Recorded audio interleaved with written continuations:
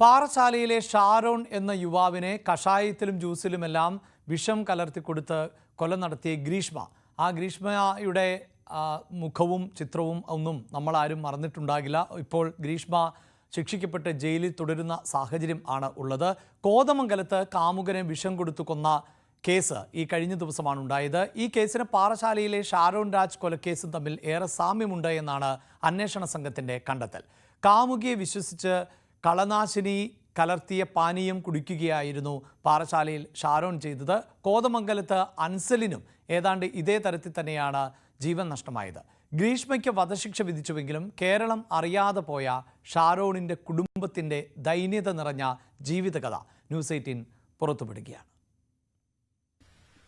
കേരളത്തെ ഞെട്ടിച്ച പാറശാലയിലെ ഷാരോൺ രാജിന്റെ കൊലക്കേസിൽ പ്രതിയായിട്ടുള്ള കാമുകി ഗ്രീഷ്മയ്ക്ക് കോടതി വധശിക്ഷ വിധിച്ച ശേഷവും ഷാരോണിന്റെ നീറുന്ന വിങ്ങുന്ന ഓർമ്മകൾ പേറി ദിവസങ്ങൾ കഴിച്ചുകൂട്ടുന്ന ഒരു കുടുംബം ഇപ്പോഴും പാറശാലയിലെ സമുദായമുക്കിലുണ്ട്.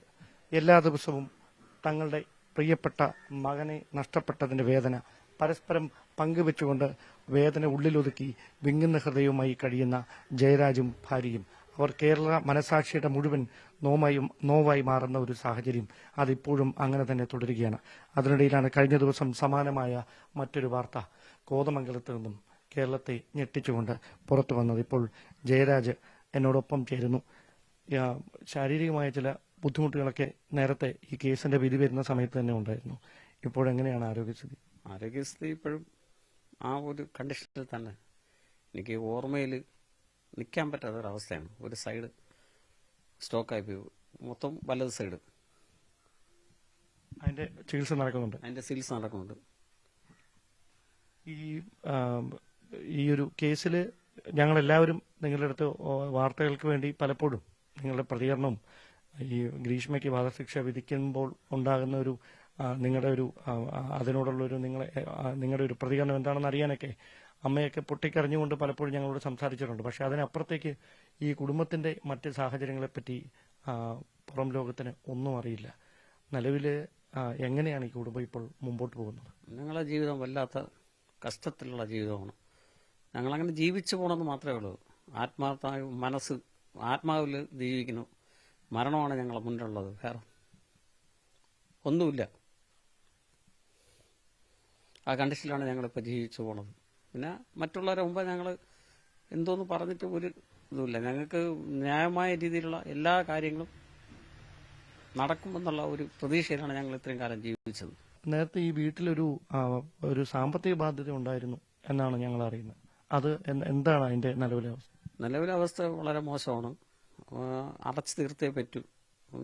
ഭയങ്കര ബാധ്യതയുണ്ട്. ഒത്തിരി എമൗണ്ട്, നല്ല എമൗണ്ട് ഉണ്ട്.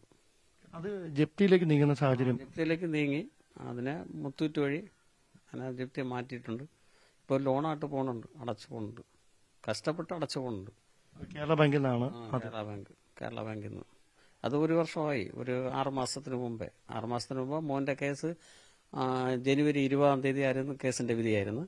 അതിനും ഒരു 2-3 മാസത്തിന് മുമ്പ് വീടും സ്ഥലവും ജപ്തി ചെയ്തിട്ടുണ്ടായിരുന്നു. അത് മുത്തൂറ്റിൽ നിന്ന് പൈസ എടുത്ത് അതിനെ ക്ലോസ് ചെയ്തിട്ടുണ്ട്. ഇപ്പൊ അത് തിരിച്ചടച്ചോണ്ടിരിക്കുകയാണ്.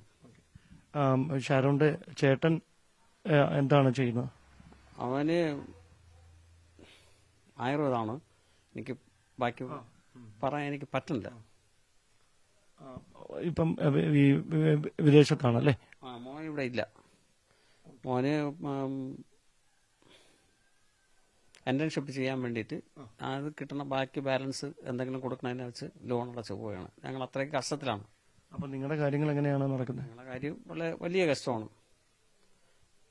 ഞങ്ങളിങ്ങനെ പോകണം. എനിക്ക് വണ്ടി ഓടാനൊന്നും പറ്റില്ല. അങ്ങനെ കാല് ഒരു സൈഡ് മൊത്തം സോക്കായിട്ട് എനിക്കൊന്നും ചെയ്യാൻ പറ്റില്ല. വീട്ടിൽ ഇരുന്നിട്ട് മോനെ കുറിച്ചുള്ള ഓർമ്മയിൽ അങ്ങനെ ജീവിച്ചോണം. വധശിക്ഷ റദ്ദാക്കണമെന്ന് ആവശ്യപ്പെട്ടു. ഒരുപക്ഷെ കോടതിയുടെ ഭാഗത്തുനിന്ന് മറ്റേതെങ്കിലും തരത്തിലുള്ളൊരു തിരിച്ചടി ഉണ്ടായാൽ എങ്ങനെയാണ് അതിനെ നിങ്ങൾ നോക്കി? അങ്ങനെ ഉണ്ടാവില്ല എന്നാണ് ഞങ്ങളെ വിശ്വാസം. ഞങ്ങളെ നിയമത്തിൽ കറക്റ്റായിട്ട് ഞങ്ങൾ ഫോളോ ചെയ്യുന്നുണ്ട്. ഞങ്ങളെ മോന്റെ കേസ് അങ്ങനെ ഒന്നും സംഭവിക്കില്ല എന്നുള്ള 100% പ്രതീക്ഷയിലാണ് ഞങ്ങൾ. കഴിഞ്ഞ ദിവസം ഇതേപോലെ സമാനമായൊരു സംഭവം കോതമംഗലത്തും ഉണ്ടായി. ഇതുപോലെ തന്നെ കളനാശിനി പെട്ടെന്ന് സമാനമായ കേസെന്ന് പോലീസ് തന്നെ അന്വേഷണത്തിൽ കണ്ടെത്തുന്ന ഒരു സാഹചര്യം. അപ്പോൾ ഇത് ഒരു ഒറ്റപ്പെട്ട സംഭവമല്ല. ഇത് ഈ ഗ്രീഷ്മ അന്ന് ചെയ്ത ഒരു പ്രവൃത്തി മറ്റേതോ ആളുകൾക്ക് കൂടി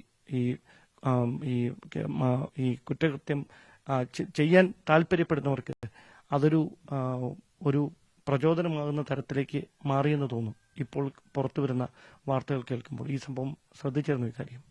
ശ്രദ്ധിച്ചിട്ടുണ്ടായിരുന്നു. എനിക്കിപ്പോൾ എപ്പോഴും വാർത്ത കേൾക്കുക എന്നുള്ളതാണ്. ചാനൽ കാണുക, വാർത്ത കേൾക്കുക, കേസുകളെ കുറിച്ച് അറിയുക. വേറെ ഒന്നും എനിക്ക് പറയാൻ പറ്റുന്നില്ല, എന്നെ കൊണ്ട് കഴിയില്ല സംസാരിക്കാൻ. അപ്പം നിങ്ങളുടെ ദൈനംദിന കാര്യങ്ങൾ നടക്കുന്നതിന് വേണ്ടി ഇവിടുത്തെ അമ്മയാണ്, ഷാരോന്റെ അമ്മയാണ് ജോലിക്ക് പോകുന്നത്? അമ്മയാണ് ഇപ്പോൾ ജോലിക്ക് പോണത്. ആ തുച്ഛമായ വരുമാനത്തിൽ തുച്ഛമായ പൈസ കൊടുത്ത് വീട്ടിലെ കാര്യം നടത്തി. ഞങ്ങൾക്ക് പലിശ ബാധ്യതയൊക്കെ ഉള്ളതുകൊണ്ട് അങ്ങനെ അഡ്ജസ്റ്റ് ചെയ്ത് പോകണമെന്നുണ്ട്. ഈ കേസിന്റെ കാര്യങ്ങൾക്കൊക്കെ മറ്റാരെങ്കിലും സഹായിക്കുമായിരുന്നോ? ഇല്ല, ഞങ്ങൾ ന്യായമായ രീതിയിലല്ലേ പോയത്. ഞങ്ങൾ വളർന്ന വഴി ഒന്നും പോയിട്ടില്ല. അതിൻ്റെ ആവശ്യം ഞങ്ങൾക്കുണ്ടായിട്ടില്ല. ഞങ്ങൾ ഒരു കള്ളവും പറഞ്ഞിട്ടില്ല. കേസിന്റെ കാര്യത്തിൽ ഞങ്ങൾക്ക് നല്ല വിശ്വാസത്തിലാണ് ഞങ്ങൾ ഇപ്പോഴും പോണത്. ഒന്നും സംഭവിക്കില്ല. കോടതി വിധി പുള വീണുണ്ട് ഞങ്ങൾ. ഈ ഗ്രീഷ്മ എപ്പോഴേലും നിങ്ങളെ കാണുമോ, മാപ്പ് പറയാൻ ശ്രമിക്കുക, അങ്ങനെ എന്തെങ്കിലും ഉണ്ടായില്ല? അങ്ങനെയൊന്നുമില്ല. അങ്ങനെ ഒരു മാപ്പുമായിട്ട് വന്നാലും അത് അങ്ങനെ വന്നാലൊന്നും പരിസരത്ത് പോലും വരാൻ അനുവദിക്കില്ല. ഒരിക്കൽ പോലും കണ്ടിട്ടില്ല? ഒരിക്കൽ പോലും കണ്ടിട്ടില്ല. ഞാൻ കോടതി വെച്ച് കണ്ടതാണ്, അല്ലാതെ കണ്ടിട്ടില്ല. ഇവിടെ അങ്ങനെ കണ്ടിട്ടേ ഇല്ല അല്ലേ? ഈ മകൻ പറഞ്ഞുള്ള അറിവേ? മകൻ പറഞ്ഞതേ ഉള്ളൂ, അല്ലാതെ ഞാൻ കണ്ടിട്ടൊന്നുമില്ല. അപ്പം ഈ നിലവില് ഈ കേസുമായി ബന്ധപ്പെട്ട് നിങ്ങൾ ഈ വധശിക്ഷ ഉറപ്പുവരുത്തുന്നതിന് വേണ്ടി ഏതറ്റം വരെയും പോകും? ആ ഒരു തീരുമാനത്തിലാണ്. ഞങ്ങൾക്ക് ഇനി ആകെ ഉള്ള സമ്പാദ്യം എന്ന് പറഞ്ഞാൽ ഇതാണ്. അത് മകന് വേണ്ടി.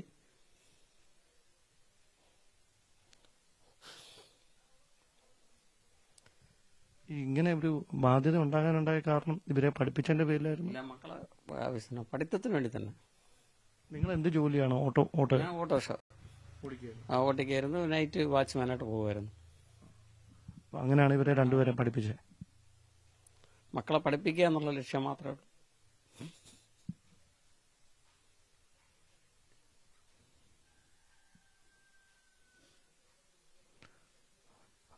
ഞാൻ വേറെ ഒന്നും ഈ അച്ഛനോട് ചോദിക്കുന്നില്ല, കാരണം അത് അനൗചിത്യമായി പോകും.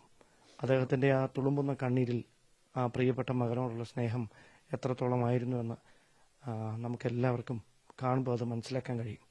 പക്ഷേ ഈ കുടുംബത്തിന്റെ ഇന്നുവരെ കേരളം കേൾക്കാത്ത ഏറ്റവും വേദന നിറഞ്ഞ, ധൈര്യം നിറഞ്ഞ, രണ്ടറ്റം കൂട്ടിമുട്ടിക്കാനായി പാടുപെടുന്ന ഏറ്റവും പ്രയാസകരമായൊരു, ആരോടും പറയാൻ ഇഷ്ടപ്പെടാത്ത ഒരു കാര്യമാണ് നമ്മളോട് അവരിന്ന് പങ്കുവച്ചേക്കുന്നത്. ഇത് ആരും അറിയുകയോ ഇതിൻ്റെ പേര് ഞങ്ങൾക്കൊരു സഹായമോ ഒന്നും വേണ്ട, അത് വാർത്തയാക്കാനാണെങ്കിൽ അത് എടുക്കേണ്ട കാര്യം പോലും ഇല്ല എന്നാണ് ആദ്യം അവർ എന്നോട് പറഞ്ഞത്. പക്ഷേ കേരളം ഒരുപാട് ചർച്ച ചെയ്ത ഷാരോൺ രാജിൻ്റെ കുടുംബം, ആ കുടുംബത്തിൻ്റെ ഏറ്റവും ദുഃഖം നിറഞ്ഞ അവസ്ഥ, അതും മലയാളികൾ, നന്മയുള്ള മനസ്സുള്ള മലയാളികൾ അറിയേണ്ടത് അനിവാര്യതയാണ്. അതുകൊണ്ട് മാത്രമാണ് ഞങ്ങൾ ഈ വാർത്ത പ്രേക്ഷകരിലേക്ക് എത്തിക്കുന്നത്. ക്യാമറമാൻ സി വിനോദിനൊപ്പം ഡാൻ കുര്യൻ, ന്യൂസ് 18.